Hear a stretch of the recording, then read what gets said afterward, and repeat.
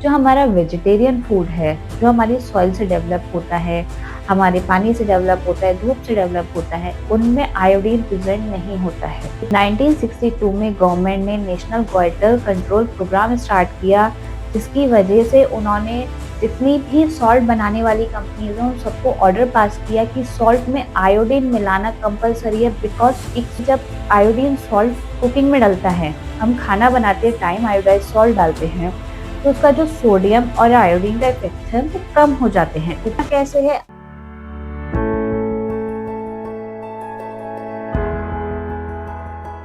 नमस्कार, मैं हूँ डाइटिशियन प्रतीक्षा। आज हम बात करेंगे एक बहुत कॉमन कंसर्न के बारे में, जो कि आजकल लोगों बहुत अवेयर है उसको लेके, बट उन्हें नहीं पता क्या चीज सही है और क्या गलत है। मैं बात कर रही हूँ सॉल्ट की, नमक की, जो हमारे किचन में डेली यूज होता है। बट आजकल लोगों ने रील्स देख के, गूगल पे देख के ये करना स्टार्ट कर दिया है कि हम लोगों को सिर्फ सेंधा नमक यूज करना है। आयोडाइज सॉल्ट जो है उसमें आयोडीन प्रेजेंट होता है, वो हमारी बॉडी के लिए हार्मफुल होता है, इसलिए हमें वो यूज नहीं करना है। सेंधा नमक हेल्दी होता है, उसमें न्यूट्रिएंट्स होते हैं, बहुत अच्छा होता है, इसलिए हमें सिर्फ सेंधा नमक यूज करना है, आयोडीन सॉल्ट यूज नहीं करना है। बट इसके पीछे का रीजन क्या है? वो नॉर्मल सॉल्ट ना होके आयोडीन सॉल्ट क्यों है, इसके बारे में हमें नहीं पता है। तो आज हम ये डिस्कस करते हैं। 1960 में खाली इंडिया में ही नहीं, पूरे वर्ल्ड में लोगों में हेल्थ इश्यूज हो रहे थे, जो कि कॉमन था। गोइटर, थायराइड, बच्चों में आईक्यू लेवल्स कम होना, जो न्यू बॉर्न बेबीज हैं उनमें ब्रेन्स की प्रॉब्लम होना।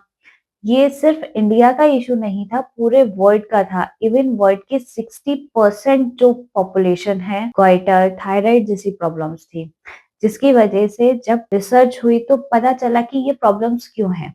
जो हमारा वेजिटेरियन फूड है, जो हमारी सॉइल से डेवलप होता है, हमारे पानी से डेवलप होता है, धूप से डेवलप होता है, उनमें आयोडीन प्रेजेंट नहीं होता है।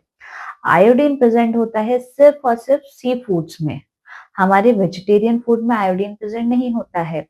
बट आयोडीन हमारी बॉडी के लिए बहुत इंपॉर्टेंट है, हमारे ब्रेन के लिए इंपॉर्टेंट है, हमारे हार्मोनल फंक्शंस के लिए इंपॉर्टेंट है। आयोडीन जब हमारी बॉडी में कम होता है तो थायराइड होने के चांसेस होते हैं, गॉइटर होने के चांसेस होते हैं। साथ ही इन केस अगर प्रेगनेंसी में आयोडीन की कमी होती है तो आपको पोस्ट प्रेगनेंसी यानी कि डिलीवरी के बाद थायराइड होने के चांसेस बढ़ जाते हैं। साथ ही प्रेगनेंसी टाइम में जो आपका बेबी है, जो आपके वूम में बन रहा है, अगर उसमें आयोडीन की कमी होती है तो बेबी का आईक्यू लेवल लो होने के चांसेस होते हैं, साथ ही ब्रेन प्रॉब्लम होने के चांसेस बढ़ जाते हैं। सो आयोडीन हमारी बॉडी के लिए बहुत जरूरी है। कमी को पूरा करने के लिए 1962 में गवर्नमेंट ने national goitre control program start किया, जिसकी वजह से उन्होंने जितनी भी सॉल्ट बनाने वाली कंपनीज हैं उन सबको ऑर्डर पास किया कि सॉल्ट में आयोडीन मिलाना कंपलसरी है। बिकॉज एक सॉल्ट है जो हर फूड में जाता है, हर घर में जाता है, हर खाने में मिक्स होता है,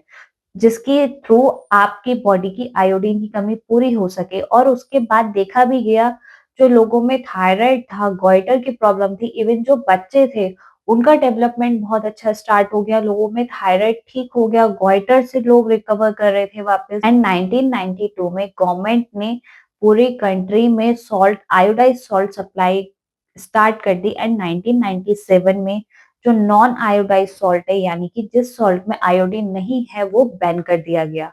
ये गवर्नमेंट का अब तक का सबसे बेस्ट इनिशिएट था पब्लिक की हेल्थ को लेके। बट अब जैसे जैसे टाइम बढ़ा, लोगों में थायराइड की प्रॉब्लम कम हो गई है in comparison to past. But लोग ये बोल गए कि वो आयोडीन हमारी हेल्थ बेनिफिट्स के लिए मिक्स किया गया था, कोई कंपनीज का अपना कोई बेनिफिट नहीं था उसमें, वो गवर्नमेंट ने आपकी हेल्थ के लिए किया था। बट अब लोगों को लगता है कि जो सेंधा नमक है यानी कि रॉक सॉल्ट, वो बेनिफिशियल है। क्यों? बिकॉज हम लोगों को ये बताया जा रहा है उसमें मिनरल्स ज्यादा है। ऐसा सच है, झूठ नहीं है कि उसमें मिनरल्स ज्यादा है। जो नॉर्मल सॉल्ट है, आयोडाइज सॉल्ट है, उसमें सिर्फ आयोडीन है। और जो सेंधा नमक है उसमें मिनरल्स उसके कंपैरिजन में, आयोडाइज सॉल्ट के कंपैरिजन में ज्यादा है। बट ऐसे कोई बहुत ज्यादा अमाउंट में नहीं है कि जो आपकी बॉडी को कोई बहुत बड़ा हेल्थ बेनिफिट देंगे। जो मिनरल्स उसमें प्रेजेंट है वो आप अपने वेजिटेरियन फूड से इजीली गेन कर सकते हैं। वो एक्स्ट्रा कंज्यूम करने के लिए आपको सिर्फ सेंधा नमक पे डिपेंड होने की जरूरत नहीं है। सेकेंड पॉइंट आता है कि लोगों को ये लगता है उसमें सोडियम का अमाउंट ज़्यादा है और सेंधा नमक में कम है। दैट इज़ फैक्ट कि सेंधा नमक में सोडियम का अमाउंट कम है और आयोडीन सॉल्ट में ज़्यादा है। बट उन दोनों के जो बीच का डिफरेंस है वो बहुत ज़्यादा नहीं है। आप ऐसे मान लीजिए जब आयोडीन सॉल्ट कुकिंग में डलता है, हम खाना बनाते टाइम आयोडाइज़्ड सॉल्ट डालते हैं, तो उसका जो सोडियम और आयोडीन का इफ़ेक्ट है वो कम हो जाते हैं कुकिंग के टाइम पे। वैसा ही हमारे सेंधा नमक के साथ होता है, वो भी कम हो जाते हैं, तो वो इतना ज़्यादा डिफरेंस नहीं आता है। बीपी की प्रॉब्लम में यानी कि जब आपको बीपी है तो डॉक्टर ये बोलते कि आपको जो है नमक कम खाना है, पर वो ये नहीं बोलते कि सेंधा नमक आप कितना भी खा सकते हैं। जब हम कुकिंग करते हैं तो जो हमारा आयोडीन सॉल्ट होता है वो सेंधा नमक के कंपैरिजन में कम डलता है। बट सेंधा नमक जिसका जो सॉल्टी फ्लेवर है वो बहुत कम है, जिसकी वजह से हमें वो ज़्यादा डालना पड़ता है। तो अगर हम कुकिंग में अपना आयोडीन सॉल्ट बंद करके सेंधा नमक स्टार्ट कर रहे हैं, रॉक सॉल्ट स्टार्ट कर रहे हैं, जो कि अमाउंट में उससे ज़्यादा डल रहा है, तो उन दोनों के बीच में कोई डिफरेंस नहीं रह जाता है। जितना आपका आयोडीन सॉल्ट आपको हार्मफुल इफेक्ट देगा, उतना ही आपका रॉक सॉल्ट आपको हार्मफुल इफेक्ट देगा।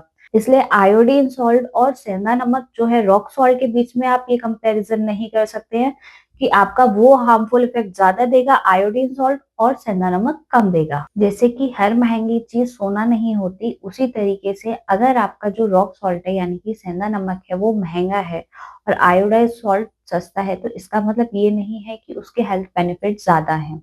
साथ ही सेंधा नमक जिसे हिमालयन सॉल्ट भी बोलते हैं, ये सारा सॉल्ट हिमालय से नहीं आता है।